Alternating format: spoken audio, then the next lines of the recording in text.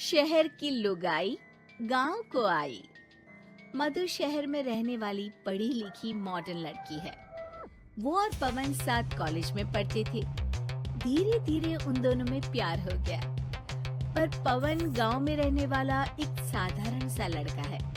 मधु के पिता हमेशा उसे ये बात कहकर ताना देते हैं। तुम वहाँ गांव में कैसे एडजस्ट करोगी? शादी करके तुम गांव तो चली जाओगी, पर अपनी सारी मॉडर्न सोच और चीजें यहाँ शहर में ही रख कर जाना। ये सुनकर मधु को बहुत गुस्सा आता है। तो क्या हुआ अगर वो लोग गांव के हैं? मैं वहां जाकर उस घर को बिल्कुल शहर की तरह बना दूंगी। शाम होते ही मधु पवन को वीडियो कॉल करती है। अच्छा हुआ तुमने वीडियो कॉल कर लिया। हाँ, मैं तुम्हें आज अपनी माँ से मिलाता हूँ। अरे बिट्टू, क्या कर रहा है? ये क्या है? दूर करना इस टुनटुने को। जाने कौन दिख रहा है इसमें तो। अरे माँ, आपकी बहू का वीडियो कॉल है। आप इसमें अपनी बहू से आमने सामने बात कर सकती हैं। नमस्ते माँ जी, कैसी हैं आप? अरे जेका, ये बहू ने अपने कानों में क्या लगाया है? जो कैसे झुमके हैं?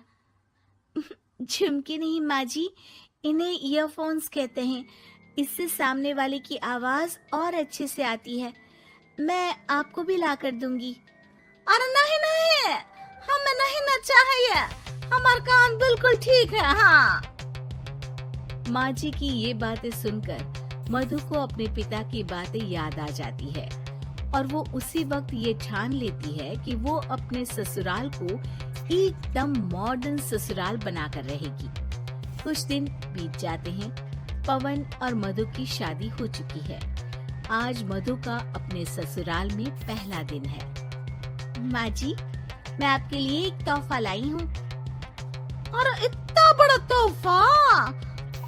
अरे क्या लाई है रे इस बड़े से बक्से में? मधु बॉक्स खोलती है। ये क्या है? ये वैक्यूम क्लीनर है। मैंने आपको झाड़ू लगाते हुए देखा तो सोचा अब आपका काम आसान हो जाएगा। अरे वाह बहू वाह!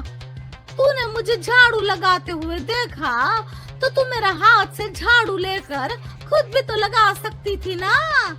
पर नहीं, तूने तुझे मशीन लाकर मेरे हाथ में दे दी कि यह काम हमेशा मैं ही करूं। ये आजकल की शहरी छोरियां बिल्कुल नहीं बदलेगी। मधु को मन ही मन गुस्सा आता है, पर फिर भी अपना गुस्सा भूलकर मधु माजी को वैक्यूम क्लीनर इस्तेमाल करना सिखाती है। अगले दिन मधु सुबह उठती है तो ये आंगन में से कैसी आवाजें आ रही हैं? मधु दौड़ती दौड़ती आंगन में जाती है और देखते ही चौंक जाती है। अरे माँ जी, ये आप क्या कर रही हैं? और वो क्या है ना, सुबह मैं जब कुएं से पानी निकाल रही थी तो मेरे कान की बाली उसमें गिर गई थी। तो ये तेरा वैक्यूम ना सारी चीजें अपने तरफ खींच लेता है ना, तो मेरी बाली भी तो निकाल ही देगा। उसी की कोशिश कर रही हूँ, पर न जाने क्यों अब ये चालू ही नहीं हो रही तेरी मशीन। अब वो चालू होगी भी नहीं। पर अब कुएं में से पानी निकाल क्यों रही थी? अरे कमाल करती हो ना बहू। पीने के लिए पानी क्या तेरे मायके से लाऊं मैं? अरे कुएं से ही तो निकालना पड़ता है। हाँ, पीने के लिए पानी, और वो भी कुएं से। मधु दिमाग लगाती है और थोड़ी ही देर में घर में वाटर प्यूरिफायर लगवा देती है।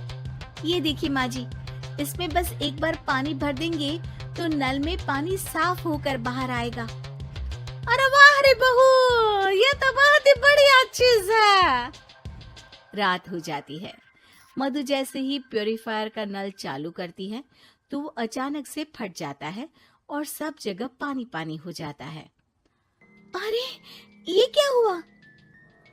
ये क्या हो गया? मैंने तो बस इसमें उबला हुआ पानी डाला था, ये इतनी जल्दी खराब हो गया।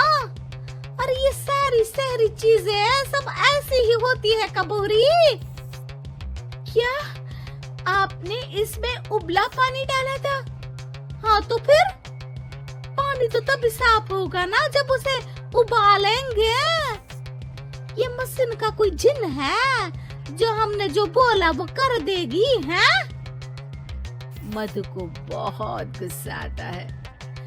इस तरह तो मेरा अपने ससुराल को मॉडर्न बनाने का सपना अधूरा ही रह जाएगा।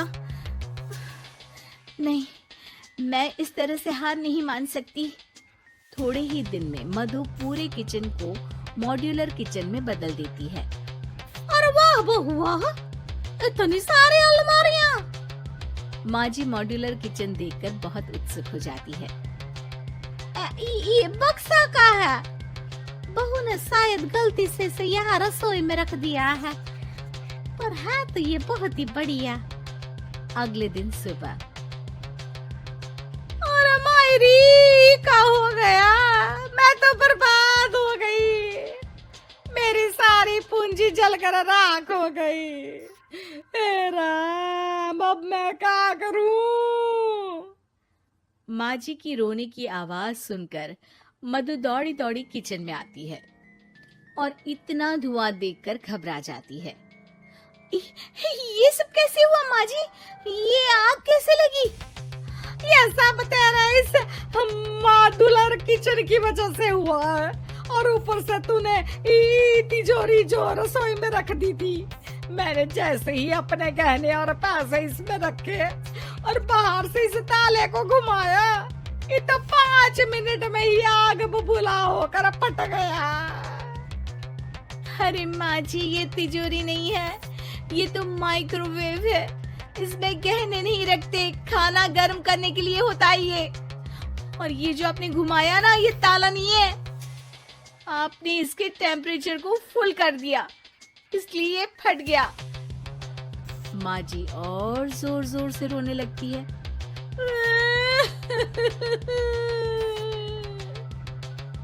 मधु सर पीट लेती है और कसम खाती है कि अब ससुराल को मॉडर्न बनाने की कोई कोशिश नहीं करेगी। मुझे माफ कर दीजिए माँ जी, आप जैसी हैं वैसी ही ठीक है। मधु को अपने पिता की कही बात याद आ जाती है और मधु वापस घर और किचन को पहले जैसा ही कर देती है।